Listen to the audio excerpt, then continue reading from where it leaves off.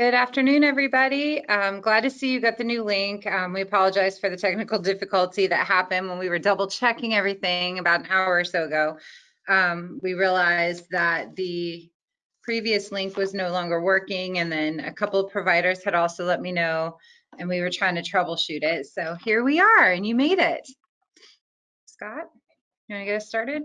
Yeah, thanks everyone for joining us. We hope you had a great holiday, Happy New Year, long weekend over MLK. We're happy to be back, and we've got a lot to update you on today and a big agenda.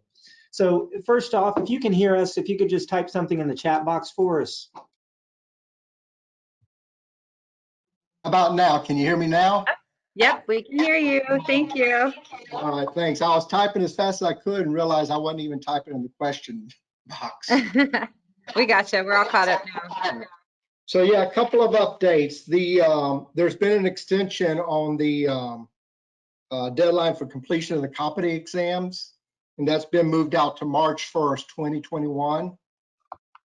So it hasn't been able to complete those competency exams. They still got a little bit of time, but we still recommend that they try to find an outlet that is giving those exams when they pop up, so that everybody's not trying to flock to that deadline and try to complete those exams by March 1st. So also they're also allowing completion of the online courses beyond the 45-day requirement, but that's strictly for students who already had enrolled in classes back on January 28th, 2020. So they'll be given additional time to complete those courses as well. Awesome. Thank you. Yeah, you're welcome. Let me just see if there's any questions from providers. Sure.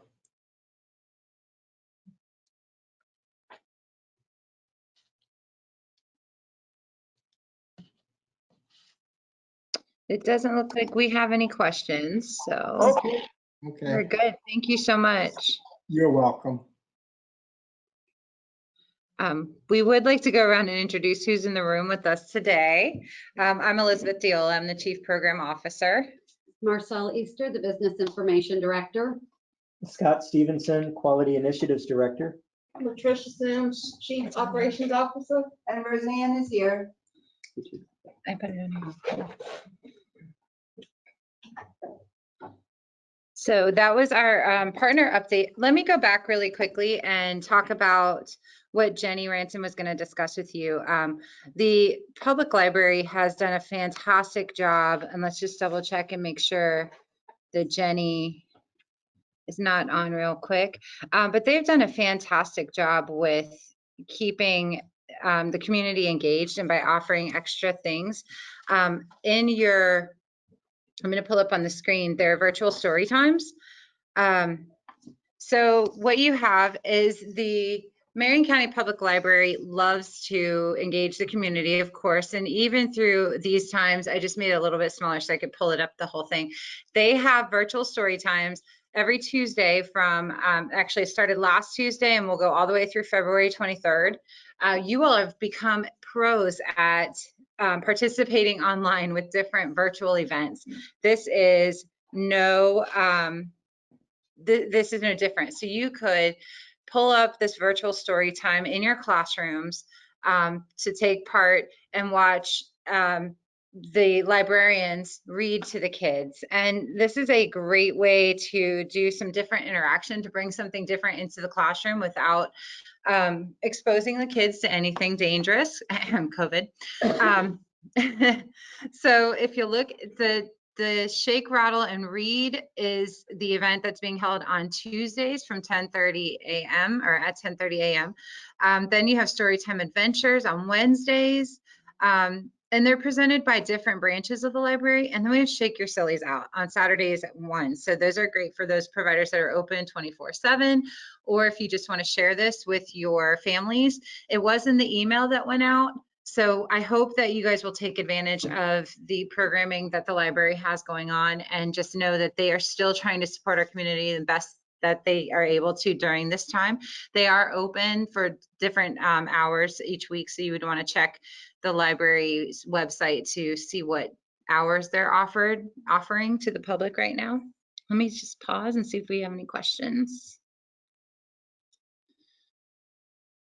All right, no questions. So that being said, we can roll right into the third item on our agenda, which is talking about, also, we got some feedback from provider. Also in the summer, the libraries each feed once a week. Yes, that is true. So there will probably be more to come on the summer feeding program because the provider that mentioned it is also a really big sponsor of that and provides lots of meals every summer. Thank you, Pastor. So going on to section 3 of your agenda, talks about Elcmc board provider representation opportunities. So as most of you are aware, we do have providers representing on our board. The coalition functions under a board, and we have to have representation from the different types of childcare providers.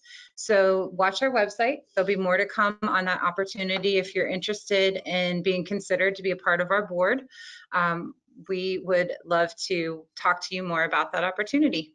So more to come about that. Let's see. Scott, you want to take it away with provider news? Yeah. So the next item on the agenda is a pretty big one. So all the providers, we really want you to take note of this. So your 21-22 provider profiles are going to be coming up due fairly soon. And this year we've decided to take a little bit different approach because your provider profiles are so important, right? That it determines how you get paid. It records what your rates are. Things in your profile go into your contract. So we want to make sure this year that provider profiles are being completed accurately, and hopefully it'll just take us one time to get them done correctly. So in order to make that happen, what we've decided to do is to hold some mini orientations for the providers.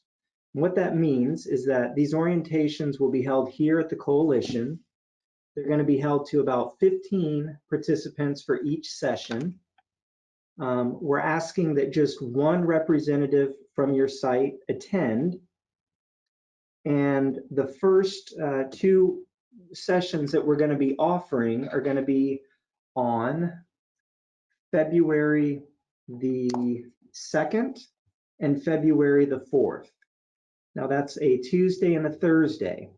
So in order to accommodate all providers, we're going to offer one in the morning and then one in the afternoon. Let me see if I have my, so the first session on Tuesday, February 2nd will be offered at 9 a.m. to 10:30 a.m. And then the evening session is going to start at 6 and go to 6:30. Excuse me, 6:30 to 8 o'clock. And we're not sure if they will go that long. We have the capability of social distancing and keeping everybody safe in the building. But this is your opportunity to complete your fiscal year 21-22 profile. What we found is that it is highly beneficial when we're sitting one-on-one with providers to complete this process. And that way we're not going back and forth in email. Pretty much everything is done before you leave that night or that day. With the exception of uploading documents that you'll have to finish. So you'll want to be prepared as you register for these. Scott is going to update the acuity and we will email a link out to register. And we'll have lots of opportunities though for you to attend one of these sessions. So make sure you have your devices updated because you'll want to bring your laptop or whatever device you use to complete your profile with. You'll want to bring that to this meeting. And we ask that please refrain from starting anything on your 21-22 profiles until these meetings happen. Let's see if we have any questions. Okay, how are we to know what our fee schedule will be if the state has not given us any information on increases they are providing because of the increase in minimum wage, which affects what we will pay all teachers? So that is a great question. We are starting this process with the knowledge that there are some unknowns that we're going to face, this being one of them. So our best answer for that would be that you can always update your profile with that information later on. If it doesn't get updated or there isn't a final answer, you'll have to choose some way to start. So we can start with what you feel is appropriate based on your best guess for your business. We'll update it as we need to, and we have no problem with working with you to update it. Now, if your update comes after we execute the contract, then we would have to do a contract amendment, which is also another reason why we're trying to start this as early as we can, knowing that there are some things that are kind of out there hanging above our heads, to give us the opportunity to finish this to the best of our capabilities before we execute the contract, to minimize the number of amendments that we need. But that's a great question. Thank you. Of course, with anything else, if you have any questions about this, we will be scheduling. So the first set of meetings are going to be held on February 2nd. The second set of meetings will be held on February 4th. And then we're going to evaluate and keep allowing people to register. We are going to open up only 4 meetings at a time. So if you register, it's really important for you to keep your appointment. We're using Tuesdays and Thursdays because that's a typical day for us to usually do trainings or meeting times. So you all are used to us working on those days. Of course, if you have any questions, let Scott know. And of course, I am his backup. So we're here for you. And I plan to have those up and on our website available to register for by tomorrow. So you can look for that tomorrow. All right, so next on the agenda. Next on the agenda is the fiscal year 21-22 contracting timeline. Here, primarily, we wanted to remind folks, I think in my last blast out to providers, I had mentioned that there was a rule hearing coming up for both VPK contracts and school readiness contracts. So we can't emphasize enough how much we would like you all to attend these and listen in on what's being said. These are great rule hearings to listen in on when it comes to updates and making sure we're all on the same page. So for the hearings coming up, you might want to add this to your calendar. I'm going to pull them up on the screen. And we're going to get it up here on the screen for you. Hopefully you can see that. So right now she's showing you the OEL website, and she went up to statewide initiatives and clicked on proposed rules. But the one for VPK is going to be on the 21st, which is Thursday of this week. And that one is at 3 p.m. to 4 p.m. And the rule hearing for school readiness is the same day, but it's going to be earlier in the day. That one starts at 10 a.m. and goes to 11. In addition, there's also one coming up next week. I believe it's next Wednesday. That would be program assessment requirements. You have it right there in front of you. Sorry. Oh, thank you. This will be for program assessment requirements on the 27th from 1 to 2 p.m. And of course, I'm showing you OEL's website. A lot of you are familiar with OEL's website, but under, I'm going to go back up, making you a little dizzy right now. So once you log on, I just did a Google search because I can never remember floridaearlylearning.com, go figure. But floridaearlylearning.com is their website. And if you go to the statewide initiatives, you can go right there to proposed rules, and it'll bring you to this page that we're on. That's where you can sign up to get information about upcoming workshops right here. And then all the attachments, everything that you need to know about what's changing in that rule is underneath in different links. So it'll take you right to the rule text, to what's being changed, the proposed. This is your opportunity to really to provide your feedback from the front lines. These rules impact your programming when it comes to VPK, when it comes to school readiness. I believe a lot of the changes, just to summarize the VPK and the school readiness, a lot of the changes are either cleanup language and to add the e-verify process, which we've been talking about since I think October. So those are a big deal for you to for you to make sure you keep up on, and provide your feedback. It's very important, especially next Wednesday on the 27th. That one talks about your program assessment. That's your class.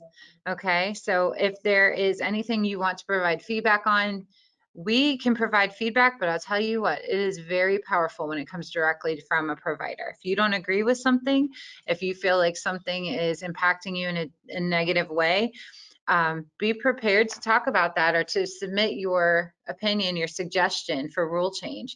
The other thing though is they might come back and say, well, what should we do instead? So if you have something that you don't agree with, be prepared to offer your suggestion for a fair and equitable replacement of that action. So hopefully you guys will get to log on. I know some of you religiously participate in these rule hearings. So we just wanted to keep you up to date on that. And as far as the contracting timeline goes, the school readiness contract, we won't be able to do anything until these hearings are finalized. So it's kind of a to be determined. So we can look and see if we have any questions. I don't think we do though, Scott. Okay. Nope, no questions. You can keep going. All right. Third on the agenda there is the Oel survey results. So recently, several of our providers, several of you did what was called the Provider Customer Satisfaction Survey. And it was done with Oel. And really, we just wanted to mention this and put this on the agenda for mostly a shout out to all of you and a big thank you to all of you. It looks like this year we had 45 of you participate in this survey. And I think it's done biannually.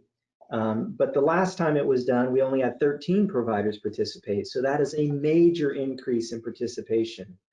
The results of this survey, I'm looking at them now. I've got 11 pages in front of me, and I won't go into detail on all of that.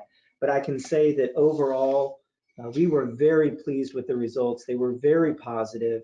You all gave us some very good feedback. And for that, we thank you very much. We really do our best to try to get you information timely and to give you the best customer service we can.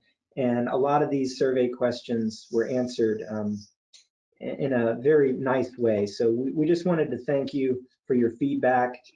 And it's always nice for us to get positive feedback from OEL. It is, and thank you for participating, because one of the things, there was a couple things that we wanted to make sure that we brought to light after the last survey. We take your survey responses very seriously. I guess that's the first thing to say. The second thing is thank you, because it was one of the questions posed was, do we communicate with you? Do we hold regular meetings? And 98% of you that answered said yes. 2 people said no. So I'd like to, if you know who those 2 people are, please reach out to them, forward the invite, let them know we are here willing to work with them as much as we possibly can, especially to get them the updated information. And the other one was about our board representation of childcare providers. So a lot of you in the survey from 4 years ago said that you did not know that you had a provider representative on our board. This year, or I don't think it was quite 4 years ago. This year, you said, yes, we do recognize that we have that opportunity and that person. So we really, really appreciate your feedback. We got feedback, positive, negative, and neutral, and we look at all of it, and we appreciate all of it. So we are just very thankful for your participation. I want to back up for a second, because we have Jenny Ranson was able to join us, and I owe her a humongous apology because of the link issue. So let me go in. Let's get Jenny unmuted.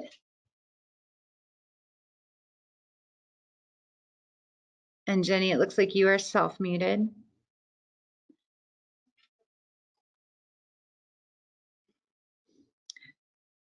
Poor Jenny, she was using our old link, and I do apologize for that. I'm still, as much as I think I'm becoming a pro on these webinars and web-based virtual meetings and trainings, I'm still learning every single day. So let's see.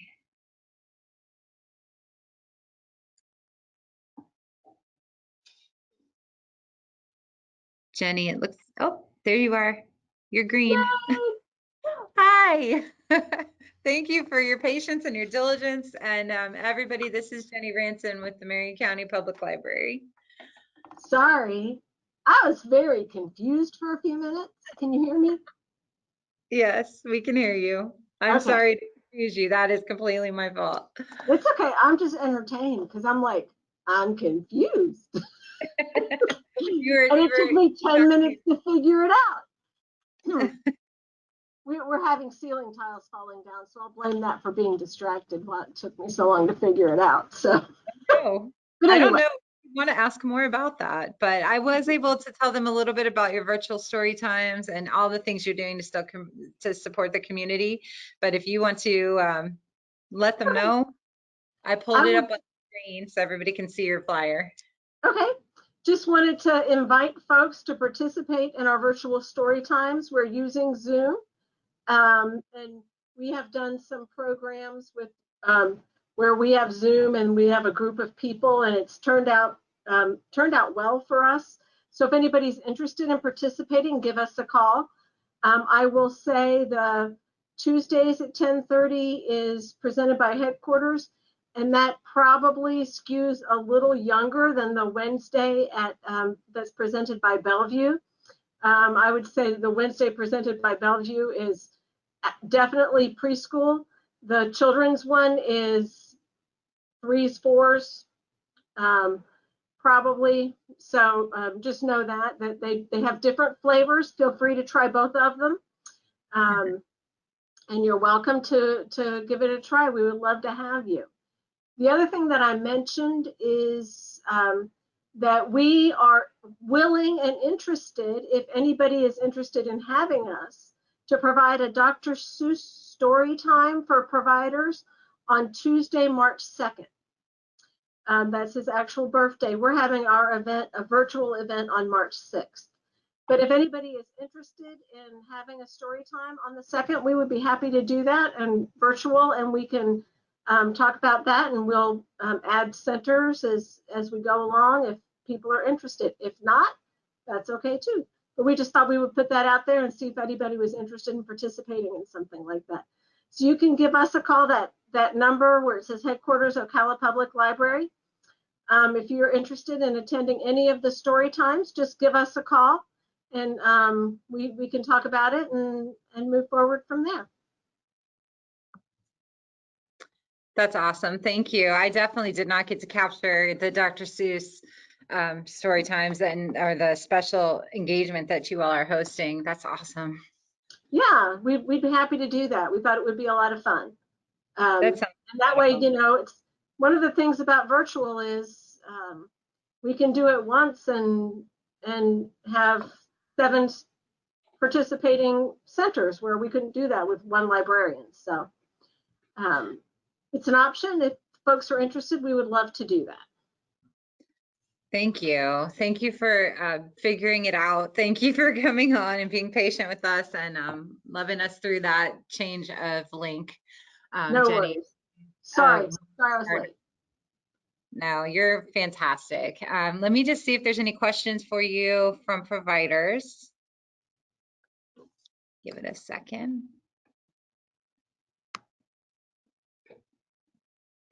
Okay, it looks like we are good to go. Thank you so much, Jenny. All righty. Y'all have a great day. You too. Talk to you later. All right, bye-bye. Bye-bye. All right, thank you all for letting us go back in our agenda real quick to let Jenny present their programs. Those are, again, it's a great different way to engage your children and to participate in just a little something new in all this pandemic stuff. This is something positive, so it's a great thing to focus on. And that brings us to our back down through our provider news in the agenda to talk about absences for January. I want to bring up the screen. Bear with me. I didn't open this one accidentally. I meant to. Look at my smiling goats, everybody. There you go.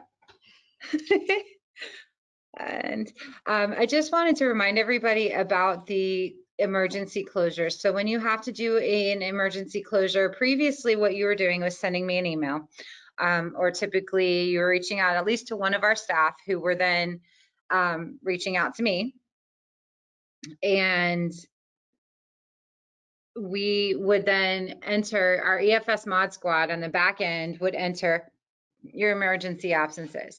Now there's a new process that you can utilize, and I just wanted to bring to your attention. This is, we've emailed this out.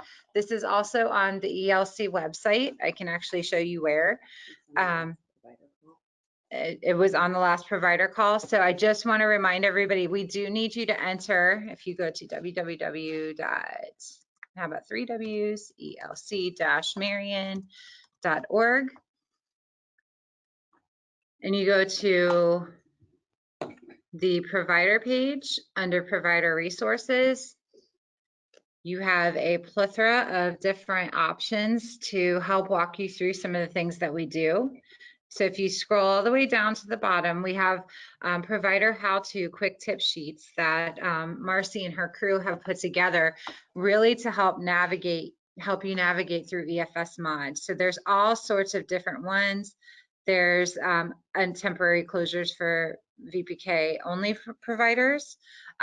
We recognize that that need is a little bit different from time to time. You might only be closing one classroom. And it's just a little bit different. And that one really is your step-by-step for any of the VPK providers that need to close down just one classroom, and you have multiple classrooms on one calendar. And there's 2 different scenarios in this, and it came straight from OEL. So you'll be able to determine which one is best. You will still capture that emergency closure on exactly what Elizabeth had started, or temporary closure, that direction. But then if you have more than your 5 accumulative closed days for a VPK classroom, you have to make up those days. So that is where this piece is going to help walk you through your VPK calendar and your VPK classrooms to reestablish a new schedule. So there's a lot to help support you through. I'm going to go back to the other document really quickly. Hopefully I'm not making everybody dizzy. There we go. Let me go back and look and see if we have any questions. So that really, this is really just a reminder that if you do have to temporarily close, even if it's just one classroom, even if it's for 24 hours, that you want to enter that on EFS in EFS mod. It's a pretty, the process is pretty straightforward, and it's just there. It's just different than what you're used to. So we wanted to make sure that we keep bringing it up so that you feel comfortable with it. I don't see any questions. Actually, I think I jumped ahead, so I'm sorry. But what I wanted to actually remind you of too was January kicked off us going back to quote unquote the norm as far as absences go for school readiness. So, you know, we've been kind of stepping down from the excessive absences and the paying you for more absences than what the statute says. So now we're back to our typical function of 10 absences that are allowable through school readiness. The first 3 are your typical absences that we will pay for. The absence number 4 through 10, you have to have a doctor's note or a note from the parent, and it has to accompany that absence. So we're not, what's the word I'm looking for?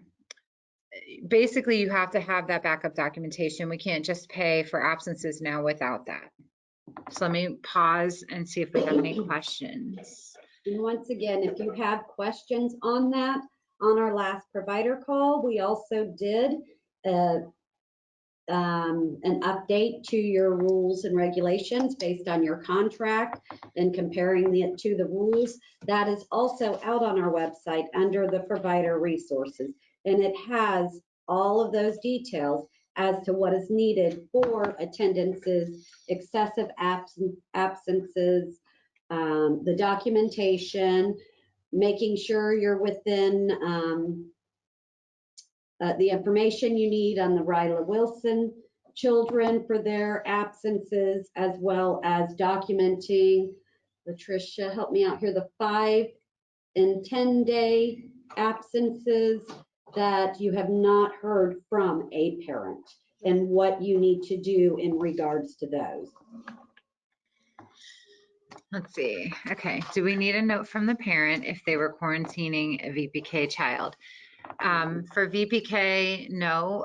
This is only in regard to school readiness. So for VPK, you would mark the absence as it is. That isn't, there's nothing covered in that except for the first, for VPK absences. VPK is back to the 80-20 rule and 80-20 has rule. been that way, I want to say since September. That's right. Is we went back to the 80-20 rule. So no, you would not need the parent note for a VPK child. Thank you. Then the next question is, just want to verify that we are no longer doing due to disaster for parents who have lost job hours due to COVID. That is correct. So you would mark those absences. So the first 3 you can get paid for, no questions asked.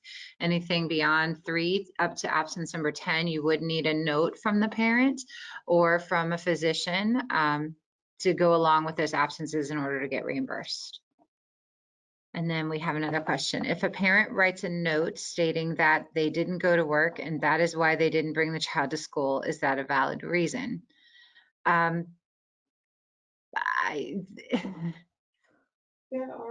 There are certain particular, and Latricia's in here with our compliance department. Do you want to speak to that, or do you want me to try?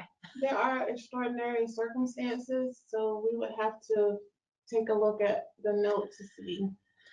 Right. So basically, there are certain things in rule that are allowable for the parent to write. Typically, I mean, if the parent says that they didn't go to work and that's why they didn't bring the child to school, off the top of my head, I'm not sure if that's a valid reason, but we can review that and see. And that information on the absences and what is allowable is in that document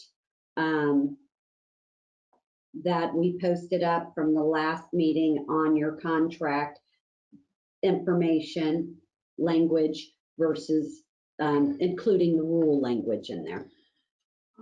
Right. So there's specific things that that are allowable, and there's specific things that are not allowable. So we would have to look at each circumstance to see.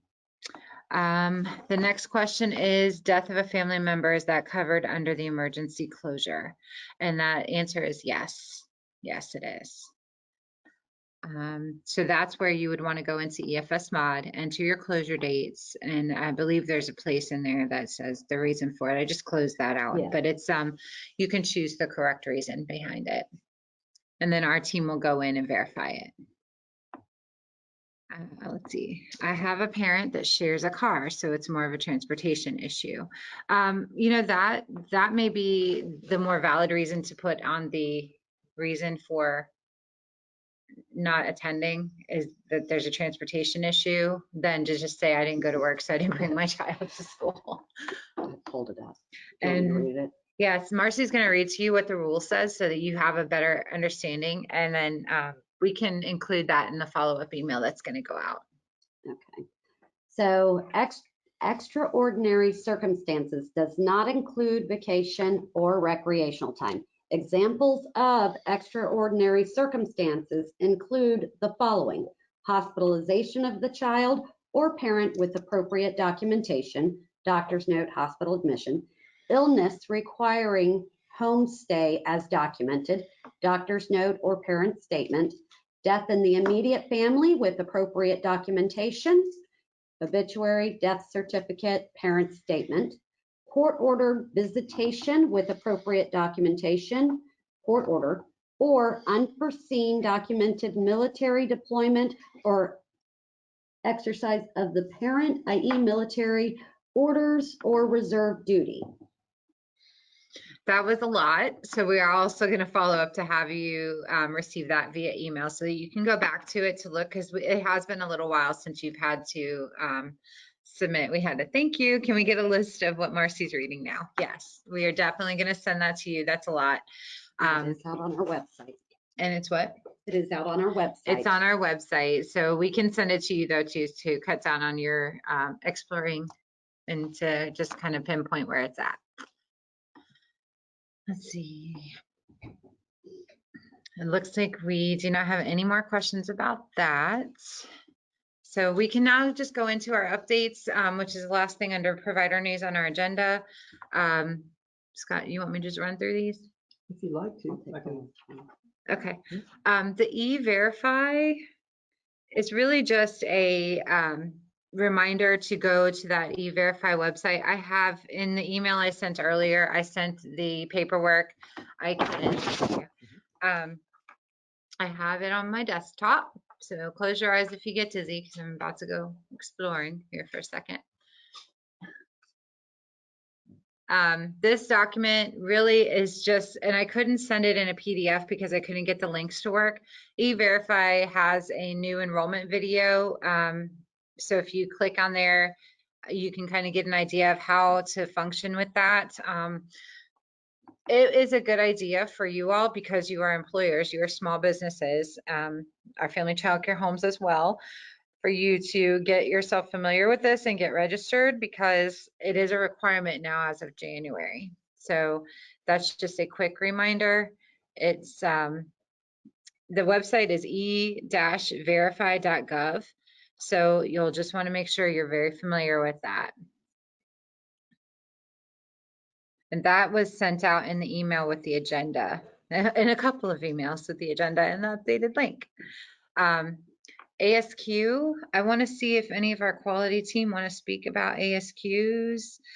First, let's say thank you for all of you that are doing your ASQs. I believe you all are doing a great job with meeting the requirements. If any of our quality team want to speak to it, just raise your hand and I'll unmute you. The other thing about ASQs is it is finally coming. OEL is going to be releasing the electronic ASQ tracking into EFS mod in March, hopefully.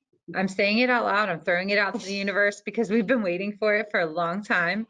OEL has been working hard to get EFS mod working. And we are, sorry, we're getting a delivery, guys. We have, let's see, where was I? I lost my train of thought here. Basically, ASQs are going to be incorporated into EFS mod, and hopefully it's coming as of March. And OEL is putting together trainings for us and Yes. the providers, since Brooks will be talking with mod. yes, So be on the lookout. Those are going to be highly important trainings that you are going to want to attend. Yeah. They did delay this launch due to the fact that they want to get this training out before it is actually launched.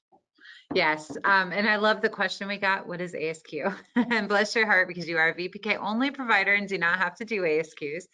ASQ stands for Ages and Stages Questionnaire, and that is the developmental screening that we use in the school readiness program for children ages 6 weeks to 5 years of age. So more to come on that. We will definitely let you know as training is occurring or ready to occur. That is coming. I already talked about emergency closures, and Marcy's going to talk to you about registration fee payment. So I know a lot of providers are asking about registration fees. And some of you have actually gone into the little tab and started marking kids in there along the way, which is perfectly fine. We will start after this next round of reimbursement to start processing those. And why we are waiting on this is because OEL, the end of this week, is going to send out a new testing environment for us with changes in the registration fee process in mod. So once that is done, and once they launch that, we will give a training to all of the providers at one time on all of the changes that have happened and start processing them on a regular basis. That is, with these changes that OEL is putting into place, it's tightening down and putting in more of those rules that you can read, well, the rules that are wrapped around who is eligible and when they're eligible for registration fees. So this will help the providers as well as us while processing those. Okay, let's see if we have any questions about that. I know that is a big thing that you all have been listening to us talk about for a little over a year now, and that has invoked some questions, but not today apparently. So thank you. If you do have any questions, please let us know and we will follow up with you on that. So that being said, next thing on our agenda is something really fun and positive. It is Celebrate Literacy Week 2021. We are encouraging you to participate in Celebrate Literacy. In the email that I sent out, there is about a 6-page document that talks about celebrating literacy. And the books that were chosen for this year are 10 Tiny Toes by Carolyn Jane Church and What I Like About Me, and that was written by Aliyah Zobel Nolan, I believe her name is. These are awesome books. Unfortunately, with the timing of when Celebrate Literacy landed and all of this, we were not able to purchase the books like we have in the past. So what we are doing is we're working with a local celebrity reader, and we'll get the link out to you. We're going to hopefully do a Facebook Live reading of both books. So look forward to more information coming about that. You, of course, are welcome to read the books if you have them. Barnes & Noble, I know, is ordering some. Amazon, you can get usually in a couple days. They're fairly inexpensive, and there is a 6-page activity guide that was put out by the Office of Early Learning, talking about all sorts of things that you can do with these 2 books. But really, when I was looking at the activities, you really can incorporate those activities with other books that you have as well. One of the activities is called an All About Me mirror, which is just really a great, you can incorporate that into a lot of different books that I know you already have in your library. The standards are included so that you know what you're teaching to the children and why it's important to participate in this. Celebrate Literacy Week has been around for a long time, and it is near and dear to our hearts at the Coalition. As you know, we have the little free libraries that we partner with Kiwanis. We have all sorts. A child never leaves here without at least one book. I say at least one because they see our wall of books and just go crazy. And we have children that their families bring them regularly to our driveway and pick out books from their car. We're refilling that regularly. So we encourage your participation. We will be sending you out more information about Celebrate Literacy Week, which is the week of January 25th through the 30th, with the simultaneous reading activity on Wednesday, January 27th at 9 a.m. So you can participate in that one, and then you can go over to the libraries. Look at that. You got a whole morning of reading. It's fantastic. The other thing that was included in your email to you was the Office of Early Learning's memo. Every week they send us a memo that typically has a lot of good information for us as the Coalition in it. This past week, it had a ton of information for our counterparts and our providers. It's 3 pages of just awesomeness that you can do in your classroom. Celebrate Literacy is one focus. Go with me on this little journey down to page 2. There's a literacy webinar series from Florida Grade Level Reading Campaign coming up in February, so that's something to put on your calendar. There is virtual study buddies. We have sent these out previously in our emails to you all, but this is a way that you can participate in targeted online courses with your teachers. So that's another opportunity. There's a link in there.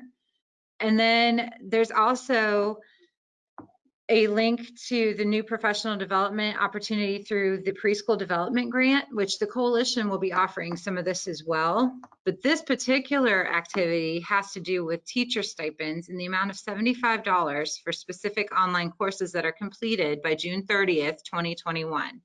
So I encourage you, read through this memo that we've emailed out a couple times now. There's also Q&A about the stipends in there. And then also in this memo, and I think I might have included it, or maybe I didn't, but you can get to the link. There's parent pages for January. So if you're ever at a loss of what to give your parents or how to interact with your parents, this is a great option for you. And it also talks about Children's Week. That's not till April, which feels like a million miles away, but it's really not. It's right around the corner. Every year we ask you to submit hands. I actually have some hands from last year that we will be sending up this year because we didn't get them in the mail with the shipment that we sent. So we have the kickoff of our hands. If you want to submit any hands to us for Children's Week, you're welcome to do so, and we will mail them up to Tallahassee to our counterparts over there in the Big Bend, and they will still get hung in the rotunda of the Capitol building. That was a really quick rundown. I don't see any questions. Trying not to make you dizzy, but get back to the top here. So that is Celebrate Literacy Week. And I do see one of our staff, Sienna, has her hand up. So Sienna, I'm going to unmute you because I feel like you might want to talk about ASQs. And Sienna, you are self-muted.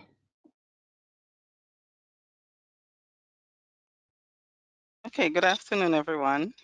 There you Sienna are. here. Hi, Sienna. Hi. Just when you were speaking about ASQ, I wanted to remind the providers to check their Blue Jeans messages on a weekly basis to ensure that they're not missing any children for ASQ. And I think some persons have missed some that were due in December. So I would encourage you to go back to your messages, your Blue Jeans messages, and ensure that those children have been done. Thank you. Thank you, Sienna. And I think you all have done a pretty good job of checking those messages. Let's see, Scott, who is going to do our professional development update today? Yeah, so on the line, we have Tiffany Thrasher. She is one of our professional development specialists, along with Lily Howard. But I'm going to unmute Tiffany and let her tell you about some of the upcoming professional development updates. Can't find her. Okay, thank you. It's a team effort over here, guys. Tiffany, you're Hi. unmuted. Hi, good afternoon, everyone. Hey, Tiffany. Hi.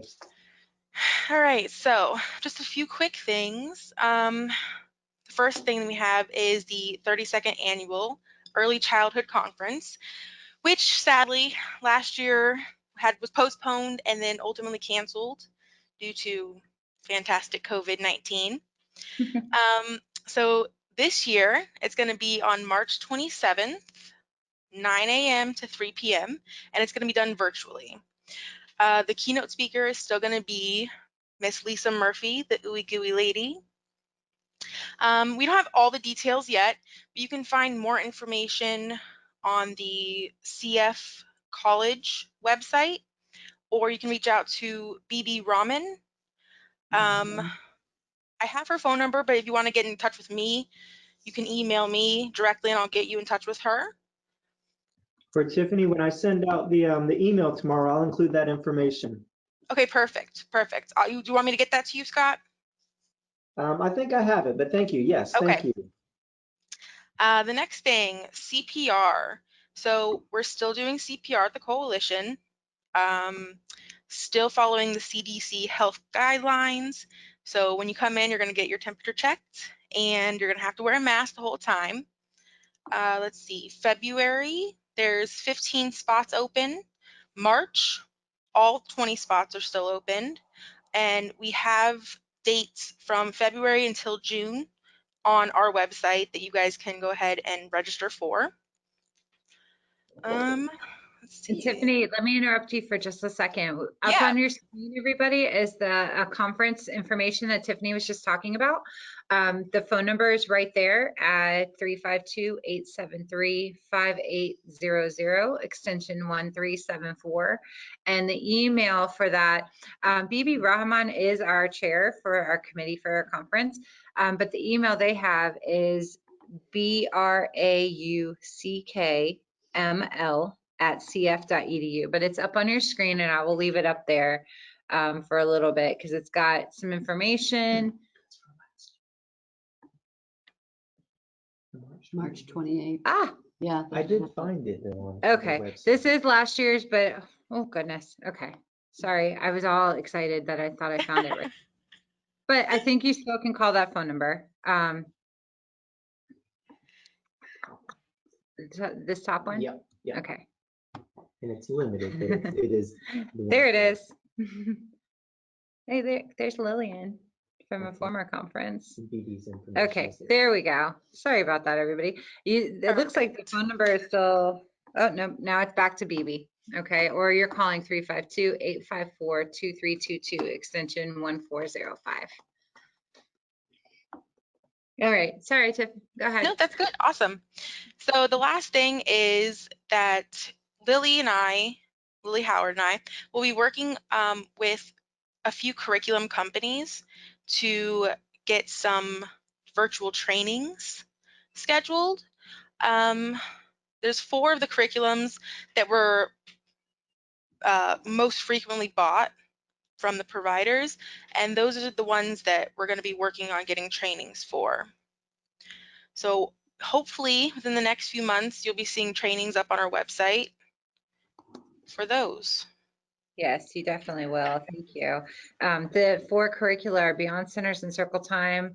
What's not listed on your agenda is Beyond Cribs and Rattles, Learn Every Day, and Mother Goose Time. Those were the most popular choices amongst you all this year. And one other thing to add about the conference, the coalition, thanks to a generous donation by DCF, has Lisa Murphy books. We have 2 different titles that are available to you if you would like a couple of titles for teachers that are Lisa Murphy fans.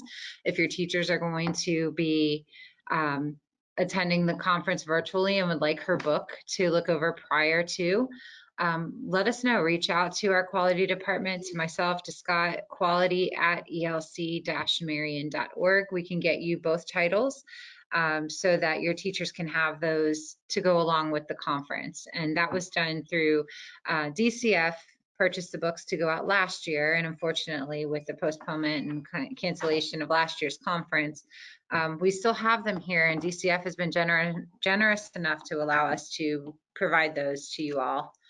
So we would make arrangements for you to come pick up your books along with other things if you're picking up other things at the same time. Or even at the, when we do the face-to-face meetings for the orientations for your 21-22 orientation, you can take your books at that time as well. Let's see if we have any questions. Thank you, Tiffany. You're welcome. Thank you, guys. Let's see, we have a question going, will there be breakout sessions for the conference? And the answer to that is yes. Basically, we're trying to, well, you know, me and technology today have not been besties. So, but what I can tell you, the ideal goal is that you'll have your Lisa Murphy as your keynote speaker, and then there will be breakout sessions where people will break off and go to other individual virtual meeting rooms where other presenters, I think there's like 3 or 4 different topics being shared each hour throughout the conference. So more to come on that schedule. This is a first for us, as you know. So CF and our partners at CF are doing a great job putting this together virtually, so more to come. And there is also still reimbursement available if your staff are choosing to attend a virtual conference. Once you get that certificate from CF, you can complete the application through the coalition and get reimbursed for that. We do have a question about ASQs. The question is for ASQs, should we expect that fiddlers would be given the ASQ results for our students for further screening? Is this still the case? When we have a child that's listed as having a concern, does fiddlers receive something about the child? If fiddlers does not receive something besides the state mandate, is there any other reason for completing the ASQ on site if it's only for our use? So with that, we used to do that. If we saw a child had a concern, we would right away send a referral over to fiddlers, or if we had another community partner that offered help in the arena that the concern was shown, we would do that. Unfortunately, when we were monitored by OEL, they didn't like that we did that. They said, you have to the parent needs to reach back out to you and say, I actually do want to be referred. Unfortunately, when we do that, we don't hear back from parents very often saying, yes, refer me. So when you see that a child has a concern, I definitely would recommend you working with the parent and just say, you know what, when you get your letter in the mail, because what happens is our staff actually put a lot of time in sending individual letters to parents with the results of their screenings in them. If a child has a concern that shows up, the parents have to come back to us and say, yes, refer me. Otherwise, we can't do anything with it. So if you are interested in having a referral done for a child, you can reach out, but the parent does have to provide permission first. Yes, it's mandated in statute. The reason to complete the screening, though, is to make sure your kiddos are on target developmentally. For every one that we have that isn't on target developmentally, we're going to have 8 or 9 that are perfectly on target or right where they need to be. And you know what, that is peace of mind to me, that you all are doing what you need to do to support the children in your classes. And it's also just tells me, it shows a lot of information about those kids too, where people are excelling and where they're not. So it's just a good temperature check, if you will, for a classroom to see who is excelling and who is not, or who's right in the middle, who needs a little more help and who doesn't. So hopefully that gives you a little more momentum to try to evaluate the kids and to get the screenings done on time. Let me see if there's any more questions. If there are no more questions, the last thing we want is, this morning we were meeting about the future of early learning. And while it is very bright, what we would like to know is what you're doing to encourage that additional enrollment and to reach out to parents. So I have a poll. This is my first time doing it. Where did it go? My first time doing the poll.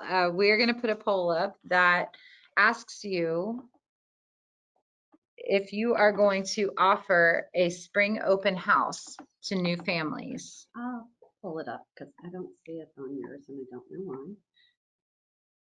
Marcy, I told you this is a group effort. Marcy is helping get my poll up. There it is. So if you would please participate on your screen.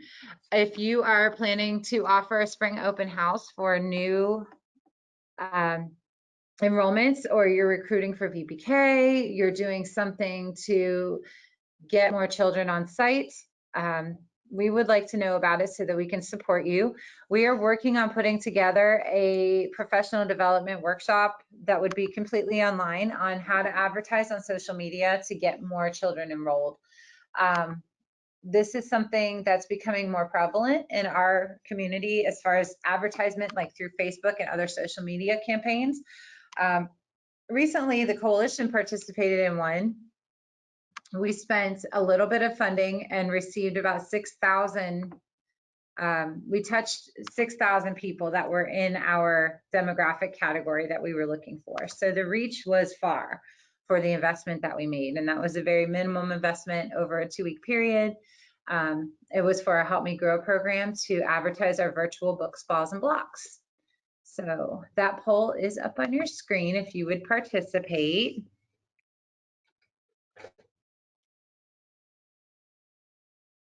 We have about 54% that have voted. Thank you for your votes.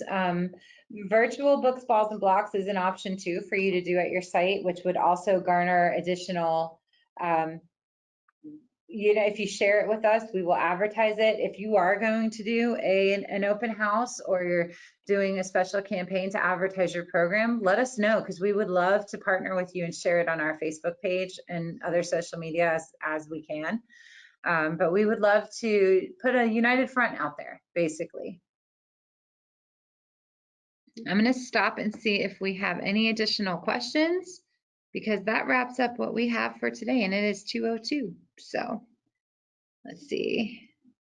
Okay, well, we have one input from a provider saying due to COVID-19, we do virtual tours. Virtual tours are fantastic. If you even want to send that to us, if we can post it, if you're posting it on your Facebook page to let people see it, virtual tours are great and recommended for safety purposes. You're absolutely right. COVID-19 is still alive and well, unfortunately. All right. Well, thank you, everybody.